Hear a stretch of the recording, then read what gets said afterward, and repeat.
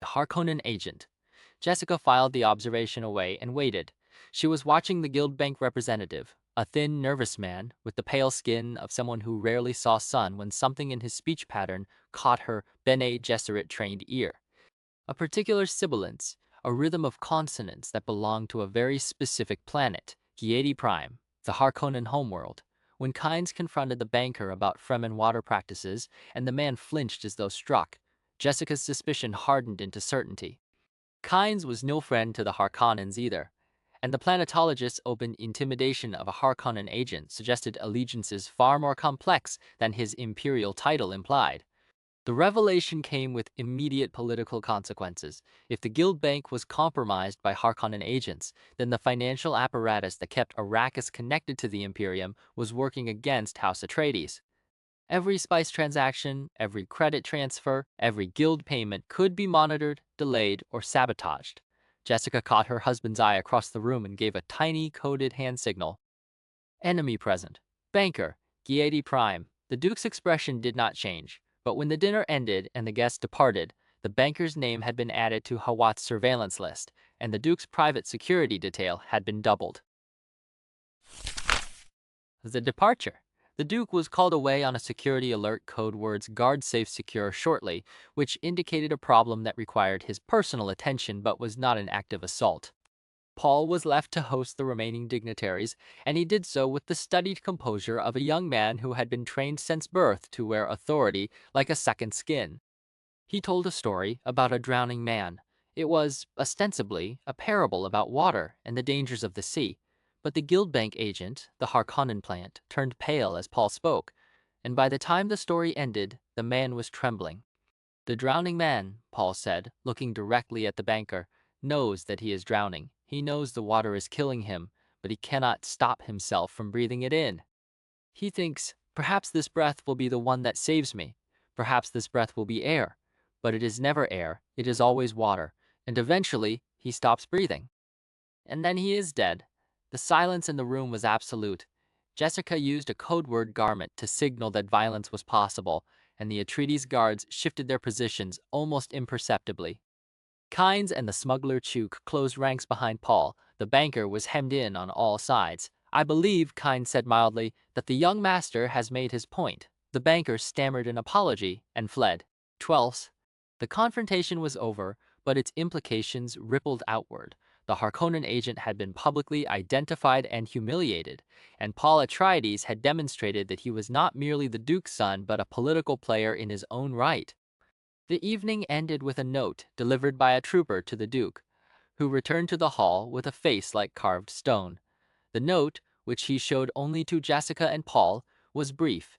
"Captured Harkonnen courier found carrying lasgun components." Her interrogation suggests multiple shipments may have reached the planet. Harkonnens do not value shields. They do not value shields, which meant they were prepared to use lasguns against shielded targets, suicidal under normal circumstances, since the interaction between lasgun and shield produced a nuclear-scale explosion, unquote. But if you had nothing to lose, or if you could trick your enemies into a situation where their shields would become their own executioners, then lasgun-shield interaction became a weapon of terrifying power. The trap was deeper than they had thought, and it had already closed. The accusation. The crisis came 2 nights later, in the form of Duncan Idaho, drunk and shouting in the corridor outside Jessica's chambers. "I do not take orders from a damn Harkonnen spy." Idaho bellowed, his voice echoing off the stone walls.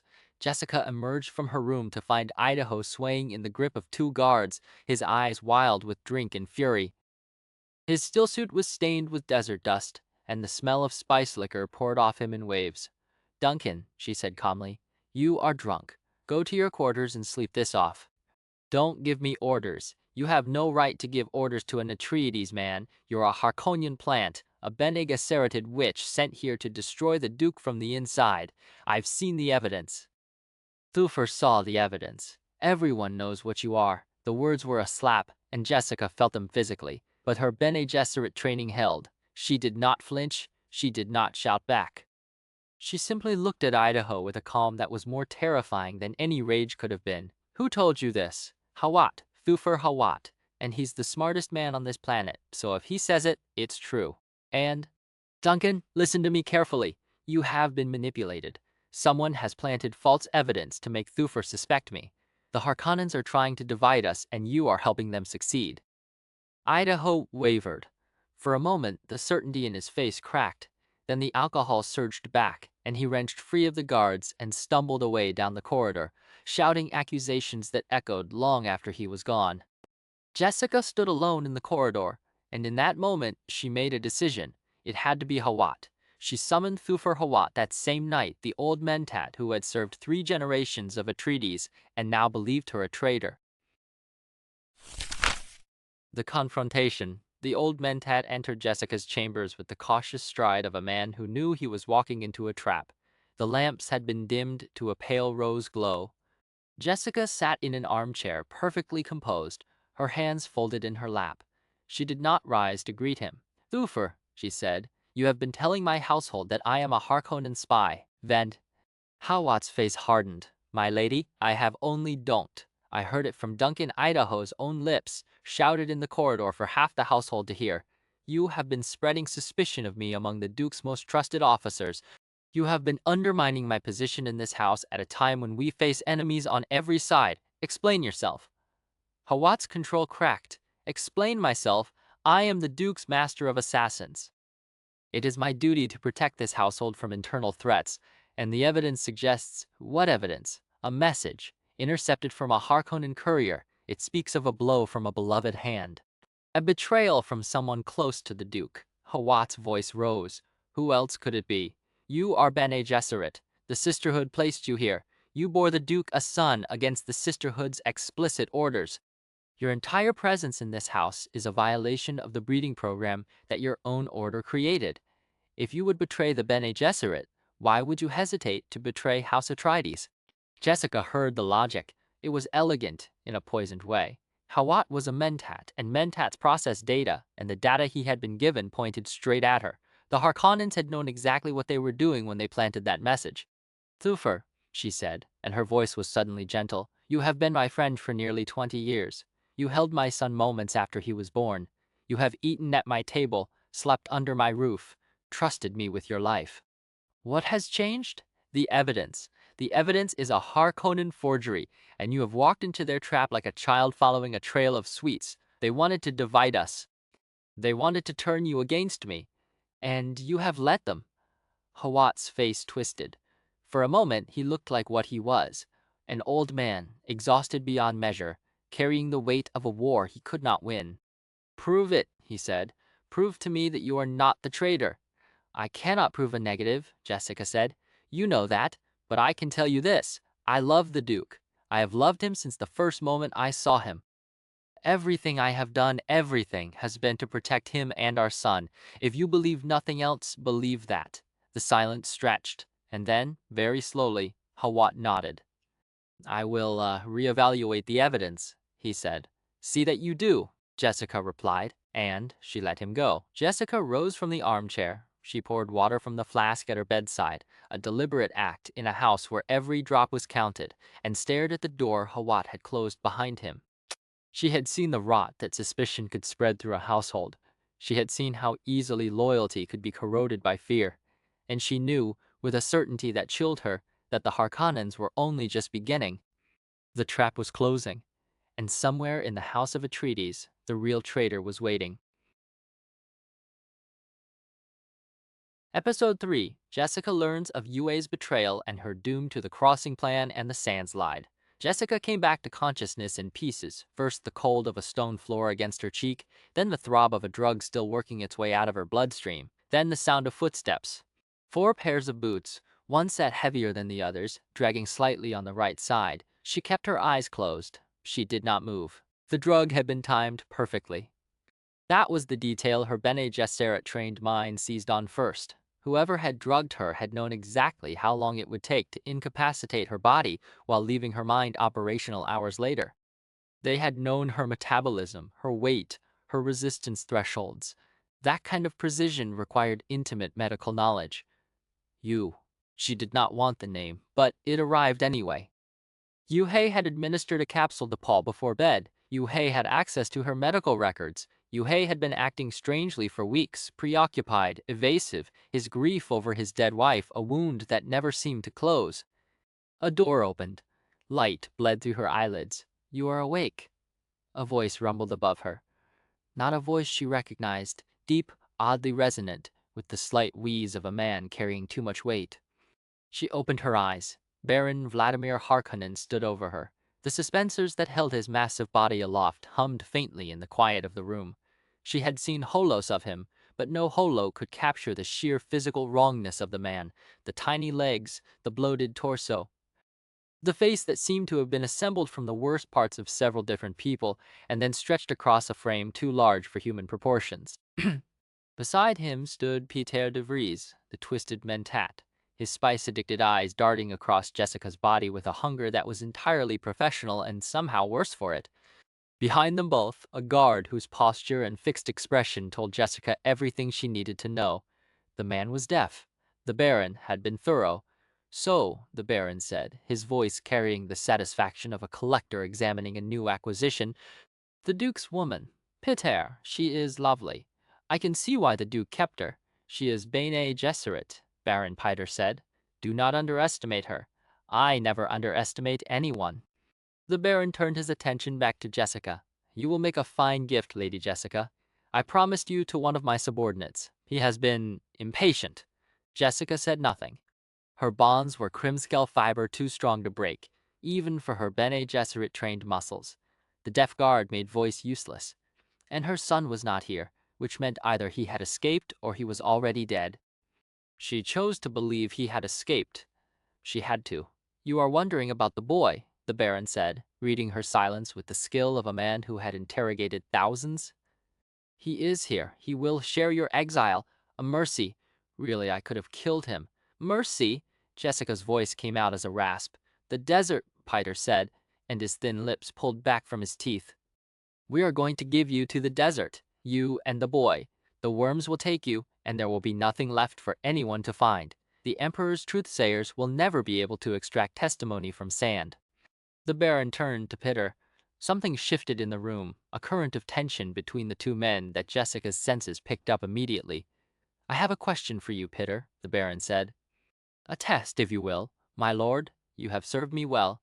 You have engineered the downfall of House Atreides with a precision that even I must admire, and so I offer you a choice."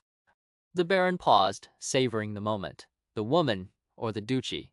Piter's eyes flicked to Jessica, then back to the Baron. The calculation was visible on his face, lust against ambition, immediate pleasure against long-term power.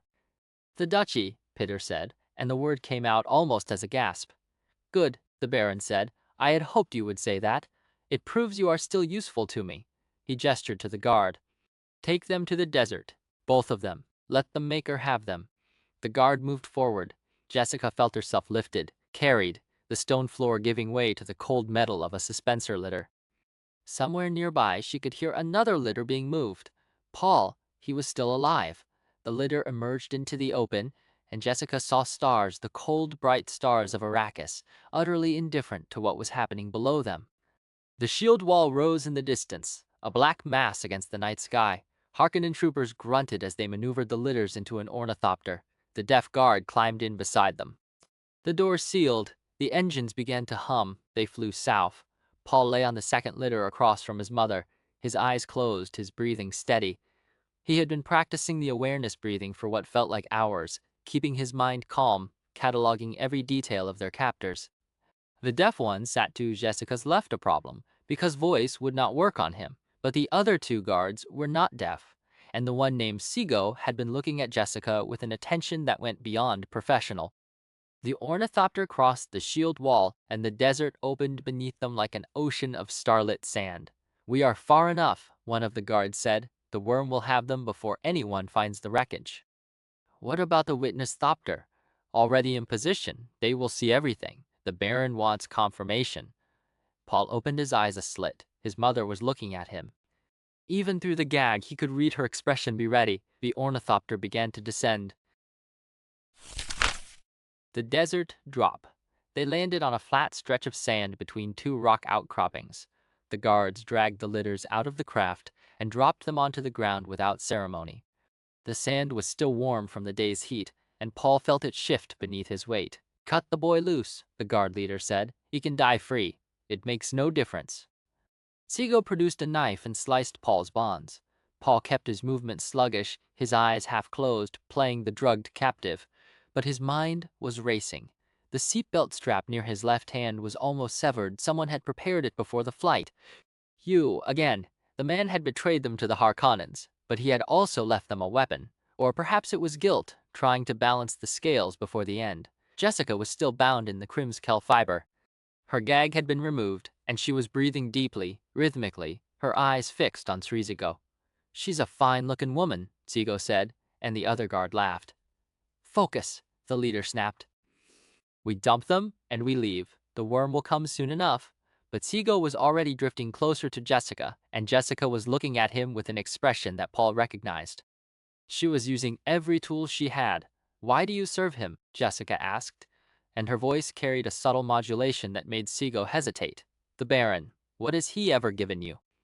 "Wealth," Seago said. "Power. Power." Jessica let the word hang in the air. "You are standing in the middle of the desert, about to abandon a bound woman and a boy to die. Where is the power in that? Where is the glory?" "Shut up," the leader said. "Seago, get back to the thopter." But Seago did not move. Jessica's voice had hooked into something beneath his conscious mind. Bene Gesserit voice, subtle enough that the deaf guard did not even glance over, but strong enough that Seago was now looking at his commander with a new expression.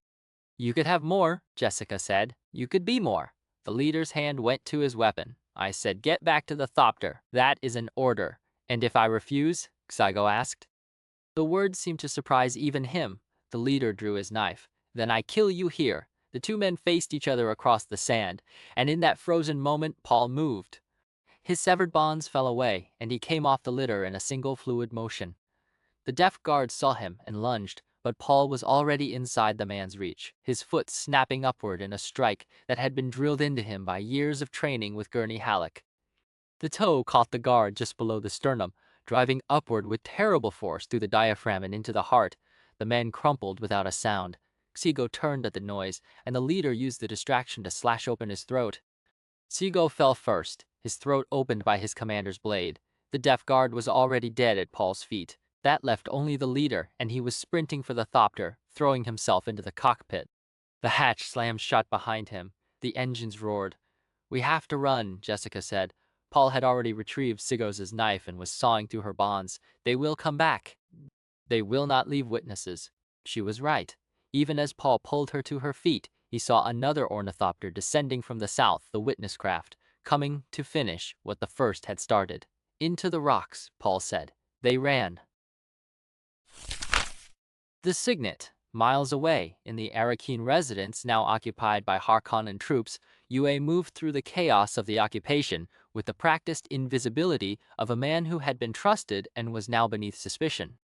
The Atreides household had been gutted, its defenders killed or scattered, its halls filled with Harkonnen soldiers who paid no attention to a Suk doctor going about his business. He had told the Baron he would deliver the Duke. He had done so. The deal was complete. His Wana would be freed from her torment, and the Harkonnens would have their victory. But Yue had stopped believing the Baron's promises the moment Wana had been taken from him. He found the escaped ornithopter in a side hangar where it had been overlooked in the confusion of the assault. It was a small craft, fast, with enough range to reach the deep desert where the Harkonnens would not follow. And in the front seat, tucked beneath the piloting console, was a Fremkit, the survival pack that every Fremen carried into the desert. Yue opened the kit and slipped his hand inside, feeling for the waterproof pouch. The ducal signet was there, the ring of House Atreides, with its hawk crest and ancient lineage. But he placed it in the pouch and sealed it carefully. If Paul lived, if Jessica lived, they would need it. The boy would be Duke. The Atreides line would not end here. A Harkonnen trooper appeared in the hangar doorway. "You there, what are you doing?" Yue straightened. "I am Dr. Wellington Yue, the Suk physician. I was attending to the wounded." The trooper's eyes narrowed. "You? The traitor?" Several things happened in quick succession. The trooper raised his weapon, more men appeared behind him, and Yue, with the strange calm of a man who had already accepted his death, said, "I am no traitor. I am the man who killed your Duke." They took him to the Baron. The Poison Tooth. Duke Leto Atreides lay bound in a chair in what had once been his own dining hall. The drugs were wearing off now, and the world was coming back into focus. The shattered remnants of the great table, the Harkonnen guards stationed at every door, and the Baron himself, seated opposite Leto like a man settling in to enjoy a long meal. "Where are they?" the Baron asked. "The woman and the boy. Where did you send them?" Leto's tongue probed the inside of his mouth, finding what he was looking for, the false tooth. You had put it there, he remembered now. You had replaced one of his perfectly healthy teeth with this thing, and you had told him why. If you bite down hard on this tooth, Duke Leto, and then exhale sharply, you will release a poison gas that will kill everything within a radius of approximately 10 meters. It will kill you too, but you will have the satisfaction of knowing that the Baron dies with you. Yue had not betrayed him. Yue had armed him. I ask you one more time, the Baron said. Where are they? Leto looked at the Baron, and in that moment he saw not a political enemy, but a man whose death would be a gift to the universe. He thought of Paul somewhere out in the desert, alive, if the reports were true, alive and with his mother. He thought of Caladan, of the sea winds and the green hills, of a life that had ended the moment he accepted the fief of Arrakis. And then he stopped thinking and bit down. The capsule crushed between his teeth. He felt the gas rush into his mouth, his throat, his lungs, a chemical fire that burned and did not stop. He exhaled, and the gas poured out of him, visible now as a yellowish cloud that filled the room with the scent of burnt almonds. And Peter de Vries screamed, the guard screamed, the Baron, shielded, threw himself backward through a doorway, and Peter's dying gasp of warning had been just enough to save him. But Peter himself did not escape, nor did the guard captain, nor did any of the men who had been standing too close to the Duke of House Atreides. Leto's last conscious thought before the darkness took him was of his father's voice, the old Duke, who had once told him that a leader must be willing to die for his people. He had not died for his people. He had died to kill his enemy, and that, in the cold calculus of Arrakis, was the same thing. The aftermath. The Baron survived. He stood outside the dining hall, his suspensors humming, his lungs burning from the trace gas that had filtered through his shield. His mentat was dead, his guard captain was dead, and the poison that had killed them had been hidden in a tooth that the palace poison snoopers had completely failed to detect. "Get me Nefud," the Baron rasped. A trooper scrambled to obey. The Sardaukar officer who had been observing the interrogation stepped forward. His face was carefully blank, but the Baron could read the contempt beneath the mask. The Sardaukar did not respect him. They never had. "The Duke is dead," the officer said. "The Emperor will wish to know the circumstances." "The Duke committed suicide," the Baron said. "Inform the Emperor that House Atreides has been eliminated, and that Arrakis is once again under Harkonnen control. And the woman and the boy? Dead as well, lost in the desert. The worms will have taken them by now." The Sardaukar officer nodded once and departed. The Baron watched him go, then turned to Nefud, who had arrived at a run, his Samuta-addicted eyes wide with fear. "You are now captain of my guard," the Baron said. "Do not fail me as your predecessor did." "Yes, my lord. Send a message to Rabban on Giedi Prime. Tell him Arrakis is his. Tell him to squeeze every last Solaris out of this wretched planet. And when the population is broken and desperate, Fade Rotha will arrive, my nephew, their savior. They will hand him the planet willingly." The Baron paused. "Tell Rabban also that there may still be Atreides loyalists among the Fremen. He is to deal with them." Thoroughly, Nefud bowed and left. The Baron was alone in the corridor, the stench of the poison gas still clinging to his robes.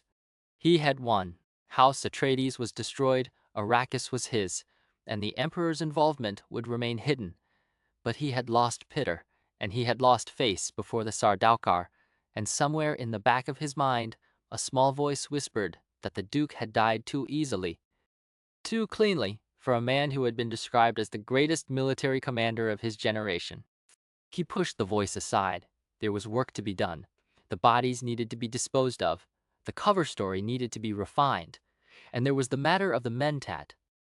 Thufir Hawat, who had been captured by the Sardaukar and who might, with the proper motivation, be turned to serve a new master. The Baron smiled. It was not a pleasant expression. The Awakening. 1,000 miles to the south, in a stilton half buried in the sand of a rock crevasse, Paul Atreides opened his eyes and understood that his father was dead. He did not know how he knew. He simply knew a certainty that arrived in his mind like a stone dropping into still water. The Duke of House Atreides was no more, and Paul himself was now the Duke. He did not feel grief. He felt nothing. What had been inside him, the boy who had played on the beaches of Caladan, who had argued with Gurney Halleck about knife technique, who had listened to his father's stories about the old wars, was gone. In its place was something cold, precise, and utterly without mercy. I am a mentat, Paul thought. No, more than a mentat. Something else. He reached into his survival pack and found Yue's letter. He had read it before, but the words had not fully penetrated. Now they did. To Paul Atreides, Duke of Arrakis, I have betrayed your father. I have betrayed your house. I did it because the Harkonnens hold my wife, and I could not bear to let her suffer any longer. Do not forgive me. I do not ask for forgiveness. But know this, your father died with a hated enemy. Gave him the means, and he used it. Whatever else you believe about me, believe that I loved your family, and believe that I have tried to give you a chance. I have hidden the ducal signet in the fremkit of the ornithopter. It is yours now. Use it well. The Fremen pay the guild for privacy with spice.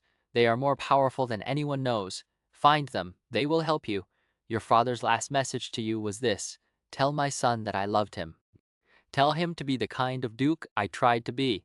I have done terrible things. I do not ask for your understanding. I ask only that you survive. Dr. Wellington Yue Paul folded the letter and placed it in his pocket. The cold thing inside him grew colder.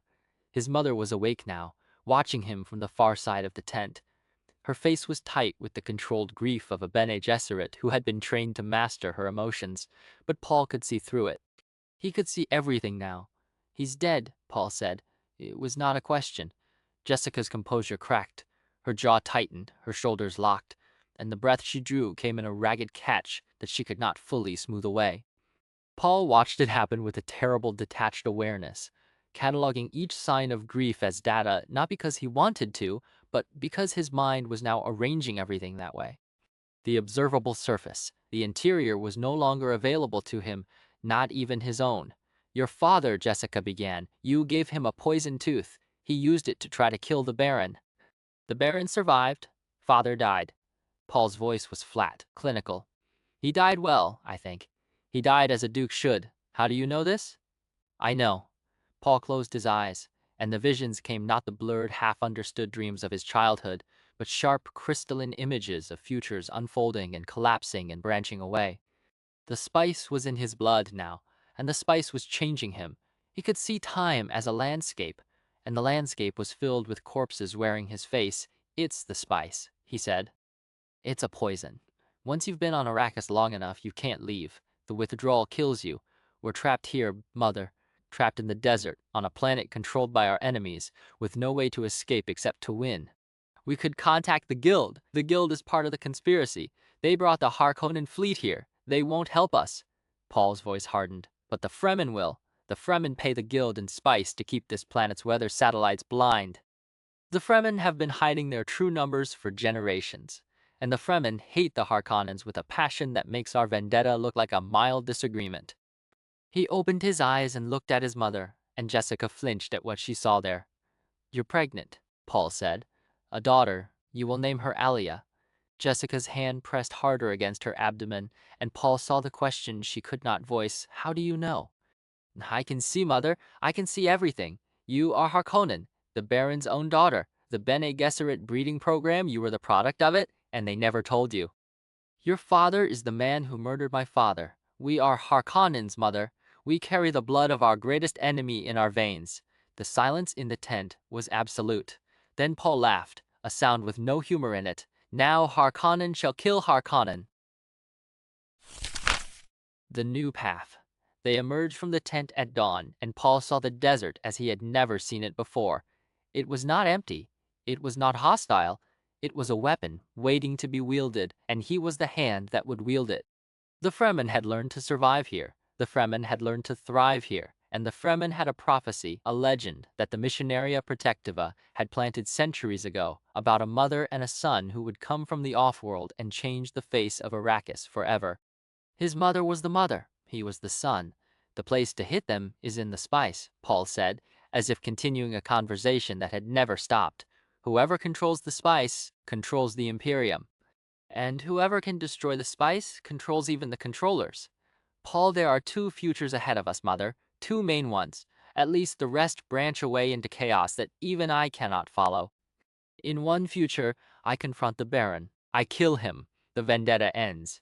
In the other future, he stopped, and something like fear passed across his face. In the other future, I unleash something I cannot control. A jihad, a holy war that sweeps across the galaxy under the green and black banner of House Atreides. Billions die, planets burn, and it all starts here, on Arrakis, with me. Then choose the first future, Jessica said. I cannot choose. The futures choose themselves. Every action I take pushes me closer to one path or the other, and I do not always know which is which. Paul turned to face her. But I know one thing. The Fremen will follow me. They have a name for me already, Muad'Dib. The mouse that lives in the desert. The one who teaches survival. And they have a name for the Messiah they expect. Lisan al-Gaib, the voice from the outer world. I will be that voice. I will be both things, the teacher and the Messiah, the Duke and the Fremen, the Harkonnen who kills Harkonnens. Paul, am frightened, so am I. For a moment, the old Paul surfaced, the boy who had wanted nothing more than to sail the seas of Caladan and listen to Gurney's songs. Then it was gone, replaced by the iron mask of the man he was becoming.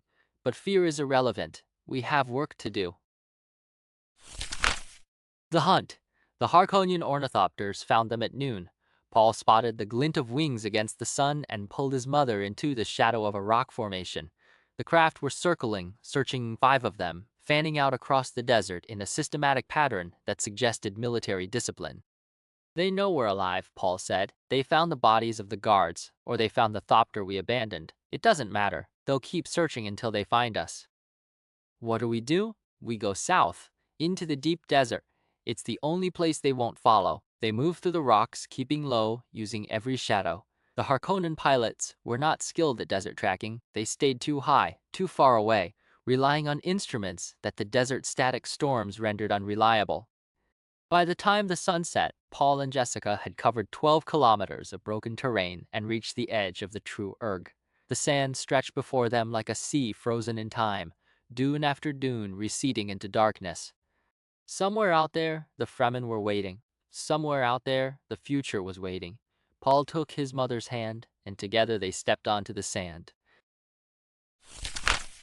The water bond. Thufir Hawat did not step onto the sand. He crawled onto it, bleeding from a dozen wounds, his surviving men dragging themselves behind him like ghosts fleeing their graves. The attack had been overwhelming. More than 2,000 ships, 10 legions. Sardaukar, in Harkonnen livery, Hawat had gone into battle with 300 men under his command. He had emerged with 20. Half of those were wounded. The rest were dead, scattered across the shield wall basin in positions they had died defending. The Duke was dead. Paul was missing, presumed dead. And Hawat, the old mentat, the master of assassins who had served House Atreides for 3 generations, had been reduced to a fugitive in the desert. A Fremen warrior appeared out of the darkness, and Hawat's hand went to his knife. Put it away, the Fremen said. You are too weak to use it, and I am not your enemy. How do I know that? Because you are still alive. The Harkonnens would have killed you by now. The Fremen crouched beside Hawat, studying him with eyes that were blue, within blue from years of spice exposure. Your men are dying. You have water decisions to make. Hawat understood. The Fremen were offering a water bond, a sacred compact that would make Hawat and his men part of the tribe. Their dead would be rendered for water, their living would drink, and in exchange, they would owe loyalty to the tribe until death. What do you know about the Harkonnens? Hawat asked, stalling. I know they do not have water enough to buy the smallest child among us. The Freeman's voice was hard. I know they killed our people and called it accident. I know they will do it again. I also know that you are the Duke's man, and the Duke was an honorable man. The Duke is dead, we know. We also know that his son may not be. There are reports your men, perhaps that Paul Atreides, escaped into the desert. If he lives, he will find us, and if he finds us, we will protect him. One of Hawat's wounded men, a young soldier named Arki, coughed and went still. The Fremen moved to the body with a reverence that seems strange for such a harsh people. His water belongs to the tribe now, the Fremen said. Do you accept the bond? Hawat looked at his remaining men, dirty, bleeding, exhausted beyond words. He thought of the Duke, who had trusted him with the defense of House Atreides. He thought of Paul, who might still be alive somewhere in the endless desert. He thought of Lady Jessica, who had betrayed them. The Duke had trusted Jessica absolutely. The Duke was dead. The Fremen warrior who now held Hawat's water bond had spoken of the son who might live, but the mother, the Bene Gesserit mother, was never mentioned. Hawat's Mentat mind assembled the pieces in a single frozen instant. Jessica had been the one close enough to strike, Jessica had the training, and Jessica had survived when better warriors had died.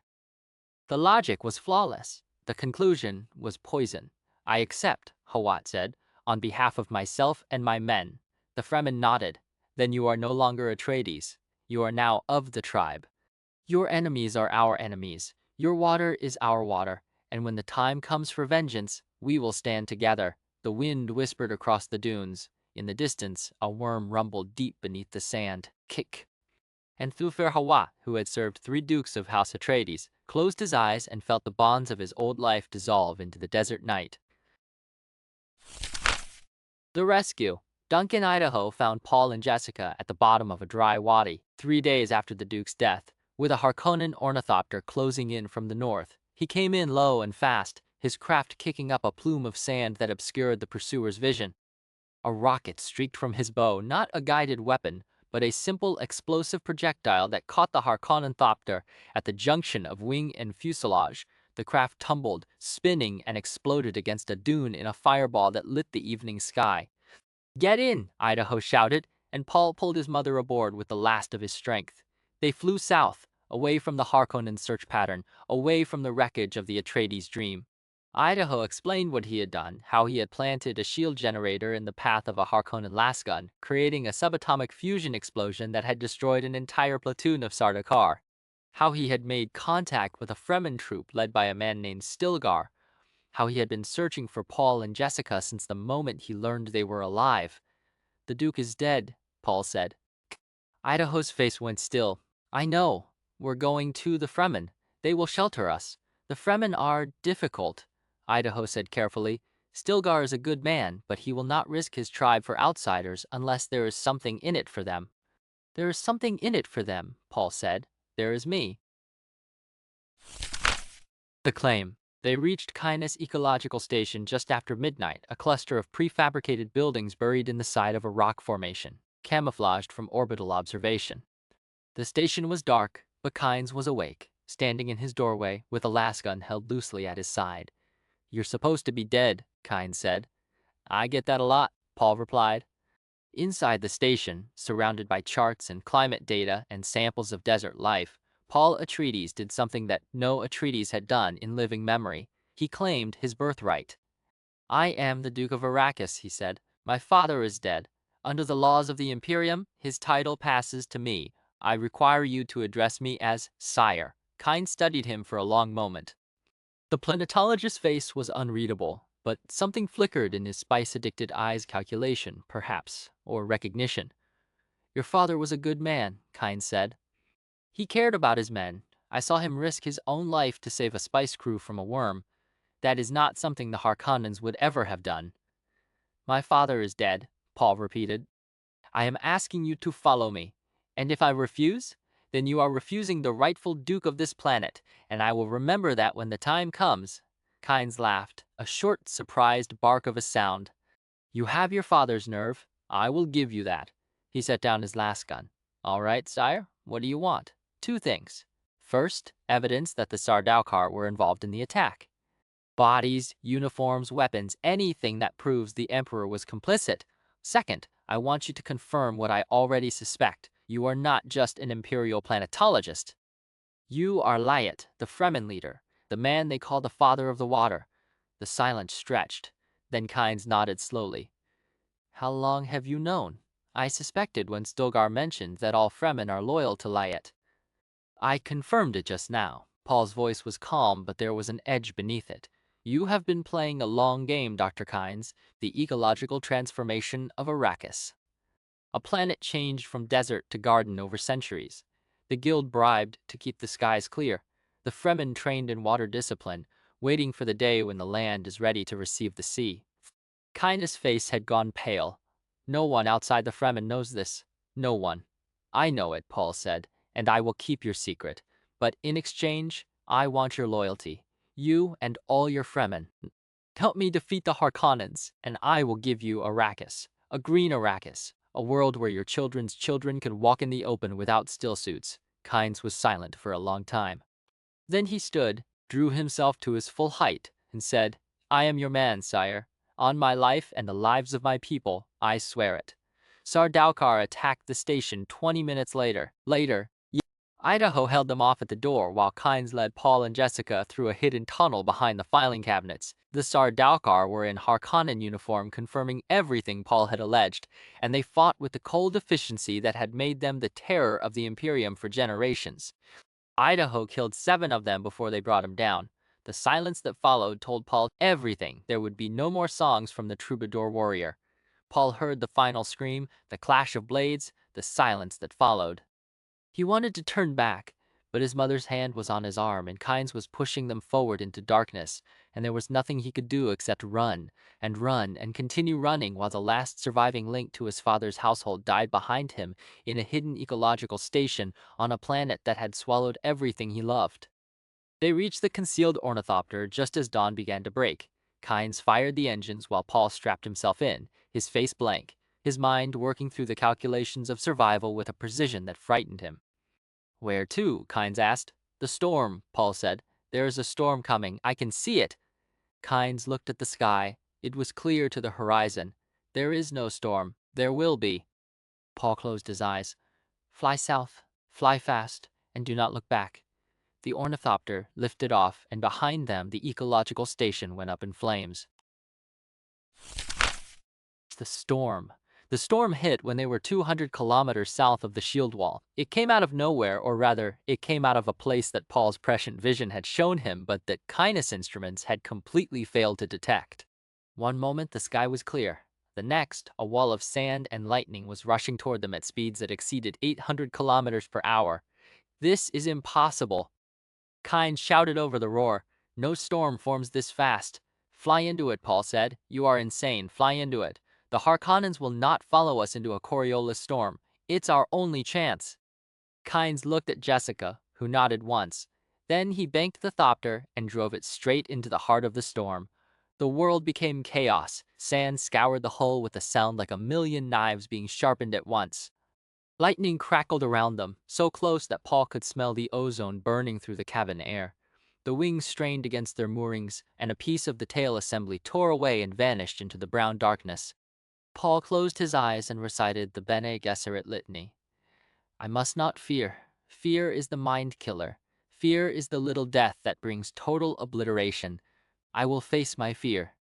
I will permit it to pass over me and through me, and when it has gone past, I will turn the inner eye to see its path. Where the fear has gone, there will be nothing. Only I will remain. The thopter bucked, Jessica screamed, and then, as suddenly as it had begun, the storm was behind them. They were through. The Baron received the news of their escape with a scream of rage that echoed through the halls of the Arakeen residence. Dead? You told me they were dead. The Sardaukar officer stood at attention, his face carefully neutral. The report was premature, my lord. The ornithopter carrying the Atreides woman and her son was sabotaged. Aye. The guards were killed. We tracked them to an ecological station in the southern desert, but the station's occupant, the Imperial planetologist Kynes, helped them escape. Our forces pursued, but they flew into a Coriolis storm. No craft could survive such conditions. You said that before, the Baron snarled, and yet they keep surviving. We have no confirmation of their deaths. The Baron turned away, his massive body trembling with suppressed fury. Find Kynes, kill him, and find me Thufir Hawat. The Sardaukar captured him, I am told. Bring him here. I have uses for a mentat. What of the Atreides boy? The Baron was silent for a moment. Then he smiled that terrible, calculating smile that his advisors had learned to fear. If he survived the storm, he will die in the desert. And if the desert does not kill him, the Fremen will. No one survives alone on Arrakis. No one. But even as he said it, the Baron felt a cold finger of doubt trace its way down his spine. The Atreides were supposed to be dead. The Duke was supposed to have been a clean kill, not a suicide bomber who had nearly taken the Baron with him. The Mentat was supposed to be dead, not in Sardaukar custody. And Paul Atreides, that strange, unsettling boy with the eyes that seemed to see too much, was supposed to be a corpse in the sand, not a fugitive flying into the heart of the planet's most dangerous wilderness. The Baron dismissed the Sardaukar officer and sat alone in his command chamber, staring at the globe of Arrakis that rotated slowly in its suspensor field. Somewhere on that globe, Paul Atreides was alive. And as long as Paul Atreides was alive, the victory was incomplete. The Fisher. Paul and Jessica walked for 3 days through the rocky borderlands of the deep desert. They walked at night, when the temperature dropped and the stars emerged in a profusion that Paul had never seen on Caladan. By day, they huddled in their still tent, drinking recycled moisture and listening to the wind scrape sand across the fabric. The still tent kept them alive, but it could not keep them comfortable, and by the third night, both of them were hollow-eyed with exhaustion. "We need to cross the open erg," Paul said, studying the terrain ahead. The sand stretched away into moonlight, dune after dune, utterly flat and utterly exposed. If we stay in the rocks, we will never reach the Fremen. They live in the deep desert, beyond the reach of Harkonnen patrols. "How do we cross?" Jessica asked. Her voice was steady, but Paul could hear the fear beneath it. She was pregnant, tired, and still grieving for the Duke, and the desert did not care about any of those things. "We use a thumper," Paul said. "The Fremen use them to call worms. We set the thumper on the far side of the sand, wait for the worm to come, then cross while it is distracted. It will give us maybe half an hour. And if the worm finds us anyway, then we die." Paul's voice was matter of fact. "But we die trying to reach safety, which is better than dying of thirst in these rocks." They moved down from the ridge, picking their way through a narrow fissure that Paul had spotted from above. The fissure was deep, perhaps 20 meters from rim to floor, and the walls were sheer enough to provide shade during the day. If they could reach the bottom, they would be closer to the sand and they could plant the thumper and make their crossing. Jessica was in front, testing each foothold carefully when the sand beneath her gave way. It happened in an instant. One moment she was descending, the next, the entire slope was moving, a river of sand pouring down into the fissure with Jessica tumbling in its grip. She clawed at the rock walls, but the sand was too loose, too fast, and she was buried up to her waist, then her chest, then her shoulders. Mother. Paul hurled himself down the slope, ignoring the sand that tried to take his own feet out from under him. He reached Jessica just as the slide settled, her face barely visible above the debris, her eyes wild with panic. "Don't move," he said. "Don't struggle. It will only make it worse." He began to dig. The sand was fine and loose, and every handful he scooped away was replaced by 2 more sliding down from above. But Paul kept digging, his hands bleeding, his breath coming in harsh gasps. He had trained for this, not specifically for sandslides, but for crisis, for emergency, for the moment when panic was the enemy and only discipline would save you. "Breathe slowly," he told his mother. "Conserve your oxygen. I am going to get you out." It took him an hour. By the time he pulled Jessica free, her lips were blue, her pulse was thready, and she was shaking with a cold that had nothing to do with the desert night. But she was alive. They huddled together at the bottom of the fissure, 2 fugitives clinging to each other in the darkness, the desert stretching vast and indifferent around them. And the next episode of their journey, the crossing of the open sand, the arrival of the Fremen, the test that would determine whether they lived or died, was still waiting. "Did you see this?" Jessica whispered. "In your visions?" "No," Paul said. "I did not see this. I did not see any of this, and that is what frightens me." The wind moaned through the fissure. Somewhere in the distance, a worm rumbled beneath the sand, and the desert waited. Episode 4, Sandslide Rescue and Foam Improvisation to Baron presents Feyd-Rautha, Private Confrontat. Paul reached his mother just as the sand settled around her jawline. Her eyes were wide above the debris, but she had not screamed. She had gone into Bindu suspension, the Bene Gesserit technique for reducing metabolic demand. Her heart was beating perhaps 4 times a minute. Her oxygen consumption had dropped to near zero. She was not dead, but she was buried, and every grain of sand that Paul scooped away seemed to be replaced by 2 more sliding from above. He made himself stop moving. The fissure wall curved to his left, a pocket of rock there. If he could brace against it, control the angle of his digging, he might create a channel rather than a crater. "I am going to get you out," he said, his voice unnaturally calm. "Do not move. Do not even breathe differently. I need to think." The sand was fine and dry and treacherous, the kind of sand that had been ground by Coriolis storms for millennia, each grain a microscopic blade.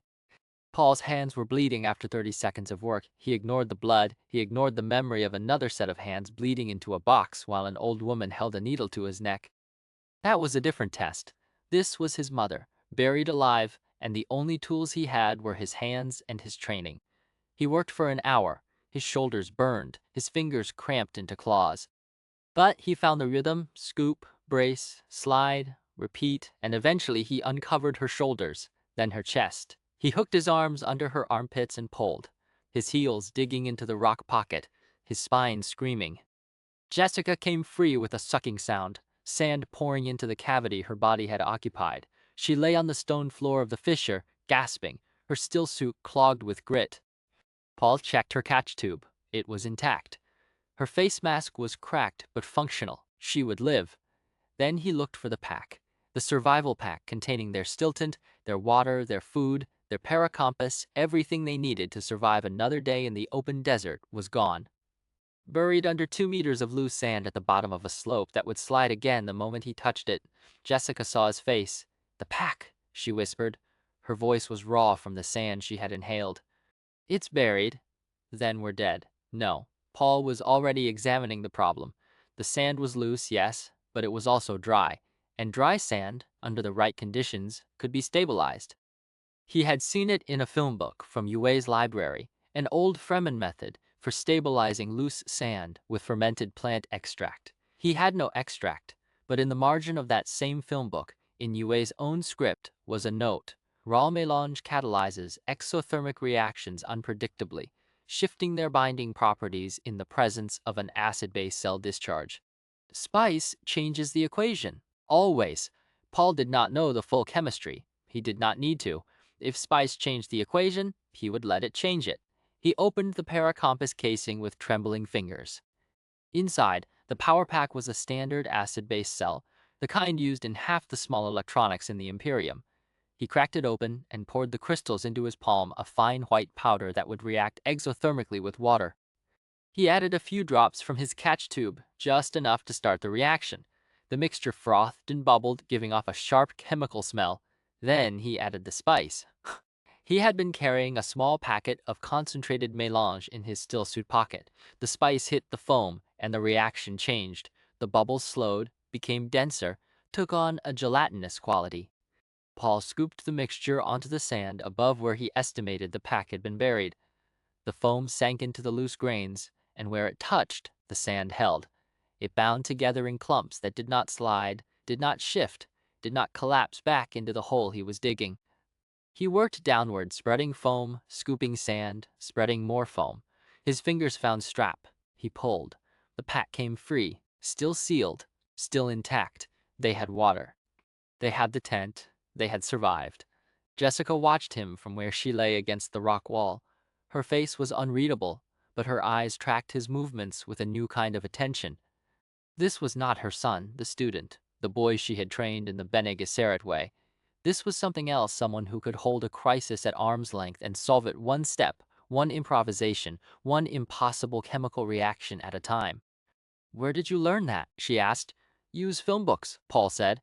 He was looking at his hands, at the blood and the foam residue and the faint blue tinge that spice was already leaving in his irises. He left notes in the margins.